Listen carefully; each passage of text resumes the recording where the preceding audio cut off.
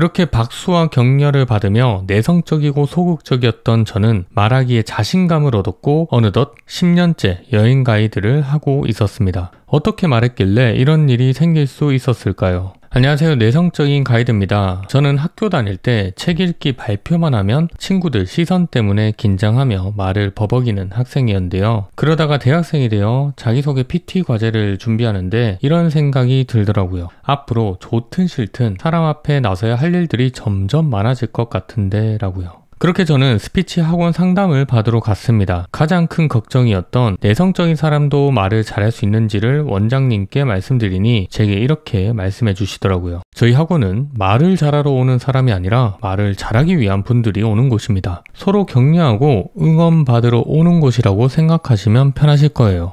저는 원장님의 이런 말씀에 용기를 내어 알바하면서 모아둔 돈으로 스피치 학원을 등록했고 주 3일 사람 앞에 나가서 말하는 연습을 훈련했습니다. 그렇게 박수와 격려를 받으며 내성적이고 소극적이었던 저는 말하기에 자신감을 얻었고 어느덧 10년째 여행 가이드를 하고 있었습니다. 어떻게 말했길래 이런 일이 생길 수 있었을까요? 당시 저는 하루에 한 번, 많게는 3번 오프라인 강연을 들으러 다녔는데요. 강사님들 중에 내성적인 성격이 많다는 것을 알게 되었습니다. 동질감이 느껴지기도 하면서 강사님들이 어떻게 강의하게 되었는지도 물어보기도 했고 강의 기법을 분석해보기도 했는데 이 단순하면서도 확실한 방법이 있더라고요. 그래서 오늘은 조용하지만 말 잘하는 방법 3가지에 대해 말씀을 드리겠습니다.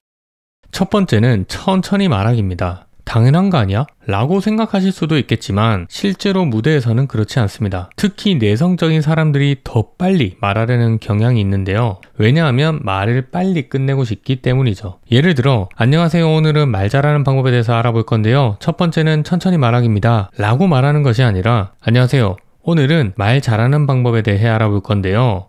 첫 번째는 천천히 말하기입니다. 어떤가요? 빠르게 말하면 호흡할 틈이 없고 생각보다 말이 빨라져서 다음에 할 말이 떠오르지 않아 당황할 수 있게 되는 반면 천천히 말하면 호흡을 가다듬고 생각하고 말하기 때문에 말하는 사람도 듣는 사람도 편안하게 들을 수가 있습니다. 일본의 자율신경 분야 전문의사가 쓴 책에서는 이렇게 말했습니다. 깊게 호흡하면 뇌와 근육의 세포마다 충분한 영양분이 공급되어 자신의 역량을 충분히 발휘할 수 있게 된다. 라고요. 빠르게 말하면 호흡이 얕아지면서 산소가 부족해서 머리가 어지러워지는데요. 저도 말하기 초보 시절 빨리 말해야겠다는 그런 압박감 때문에 호흡을 제때 못해 발표가 끝나면 이 머리가 어지러웠던 경험이 있었습니다. 스피치 학원을 다닐 때 어떤 한 중년의 남성분 중에 말을 천천히 하시는 분이 있었는데요. 굉장히 전달력이 좋다라고 생각을 했습니다. 10년이 지난 지금도 사실 그분을 떠올리면 말을 천천히 하게 되면 이런 효과가 있는 것 같습니다. 첫 번째는 여유가 있어 보였습니다. 그분도 스스로를 내성적인 성격 때문에 사람들 앞에 나서는 게 두렵다고 말씀하셨지만 말을 천천히 하다 보니까 여유가 느껴지면서 오히려 이야기에 몰입이 되더라고요. 두 번째는 여유가 있으니 말도 잘하는 것처럼 느껴졌고요. 세 번째는 자연스럽게 그 말의 설득력도 높아졌습니다. 마지막 4번째는 정말 신기했던 건데 발표할 때 실수를 잘 안 하시더라고요. 보통 마음이 급하면 말을 빨리 하게 되고 말이 빨라지면 실수도 하는데 그런 게 없으셨어요. 자, 여러분 이런 이유로 말하기 초보자시라면 말을 천천히 하는 노력을 한번 해보는 게 좋습니다. 조용하지만 말 잘하는 사람들의 두 번째 특징은 주제를 벗어나지 않는다입니다. 여러분 주변에 이런 사람 있지 않나요? 처음에는 A로 말했다가 중간에는 B로 갔다가 마지막에는 C로 끝나는 그런 경우 말이죠. 말을 잘 못하는 사람들의 특징이 말이 산으로 가고 했던 말을 잘 끝내지를 못합니다. 왜냐하면 주제 파악을 잘 하지 못했거나 말하다가 주제를 까먹었기 때문이죠. 그렇다면 주제를 벗어나지 않으려면 어떻게 해야 할까요? 바로 청중에게 그 주제와 관련된 어떤 도움을 주고 싶은지를 계속 생각해야 합니다. 데일 카네기도 말할 때 이걸 꼭 지키라고 말했는데 바로 연설 주제를 청중의 이익과 연결시키라고 말했습니다. 제가 오프라인 강의를 들었을 때 2가지 유형의 강사가 있었는데요. 첫 번째는 자기 자랑만 하면서 주제와 다른 이야기를 하는 강사님이 계셨고 두 번째는 시작할 때 주제가 무엇인지를 명확하게 말해주고 끝날 때는 주제에 도움이 되는 이야기로 마무리하는 강사님이셨습니다. 첫 번째 자기 자랑만 하는 강사님의 강의를 듣고 나면 주제에 대해 도움을 받지 못해 시간이 좀 아까웠는데, 두 번째 유형의 강사님의 강의는 참 들어보길 잘했다 라는 생각과 더불어 제 삶에 적용하기 위한 계획도 세워보기도 했었습니다. 이처럼 발표의 주제를 벗어나지 않고 청중의 이익까지 생각하며 말한다면은 청중은 여러분들 말에 몰입하고 실천 방안까지 생각해 볼 수 있게 될 거예요. 조용하지만 말 잘하는 사람들의 특징 세 번째는 질문을 잘했습니다.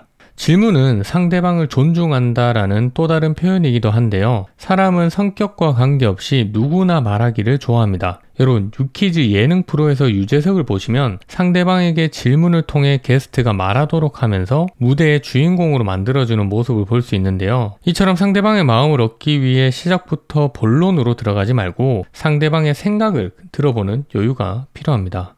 질문에는 두 가지 유형이 있는데요. 첫 번째는 답변 유도형입니다. 말 그대로 조금 즐거운 분위기에서 사용하면 좋고요. 가벼운 질문에서 구체적인 질문으로 들어가시면 좋습니다. 예를 들어 제가 여행 가이드를 할 때, 자 여러분 오늘 여행 코스 다녀와 보신 분 손 한번 들어볼까요? 자, 손 든 사람이 몇몇 있다 치고, 우리 저기 손님 다시 온 이유가 있을까요? 네, 여러분 이렇게 다시 오고 싶을 정도로 너무나 좋은 오늘 코스입니다. 자, 이런 식으로 처음에는 손을 들어보라고 하고 그 다음에 손든 사람 중에 가볍게 답변을 유도를 하게 된다면 오늘 어떤 코스를 가는지에 대해 자연스럽게 다시 한번 상기시켜 줄 수가 있겠습니다. 자, 두 번째는 강의할 때, 여러분 점심 먹고 강의장에 앉아 있으니까 많이 피곤하시죠? 답변을 듣고. 네, 제가 가벼운 퀴즈를 하나 준비했는데요. 맞추시는 분께는 상품을 드리도록 하겠습니다. 이렇게 질문하면 답변하는 청중도 부담이 없고 발표자도 청중의 주목을 끌어내 집중도를 높일 수 있게 됩니다.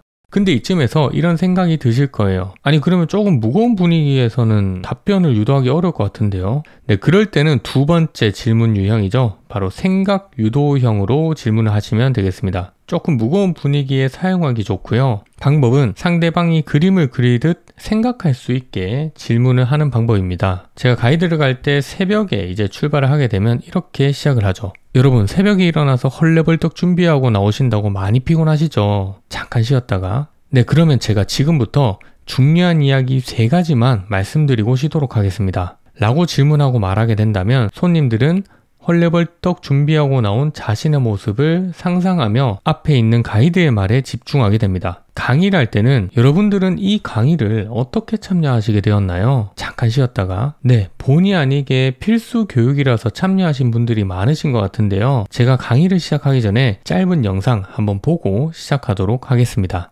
이렇게 질문하고 2, 3초 말을 쉬어주면 청중이 내가 어떻게 이 강의를 오게 되었지? 라고 생각하면서 앞에 있는 발표자가 말한 그 영상에 집중할 수 있게 됩니다. 이처럼 분위기에 맞는 좋은 질문은 청중을 집중할 수 있게 만들고 함께 이야기한다는 그런 느낌을 가질 수 있게 해주는데요. 물론 앞에 나가면 질문할 여유가 없다고 생각하실 수가 있습니다. 하지만 청중이 어떤 마음을 갖고 있는지 고민하고 질문하게 된다면 오히려 발표 초반에 여유가 생기는 경험을 하실 수 있을 겁니다. 네, 오늘은 조용하지만 말 잘하는 방법 3가지를 알아봤는데요. 첫 번째는 천천히 말한다. 두 번째는 주제를 벗어나지 않는다. 세 번째는 질문으로 시작한다. 3가지를 한꺼번에 적용한다고 생각하기보다 이 3가지 중에 여러분들이 해보고 싶은 거 1가지만 우선 실천해 보시고 차근차근 스피치 실력을 늘려보시기 바랍니다. 여러분, 잊지 마세요. 말은 천천히 해야 잘할 수 있다는 것을요. 오늘도 여러분의 스피치는 나날이 좋아지고 있습니다. 감사합니다.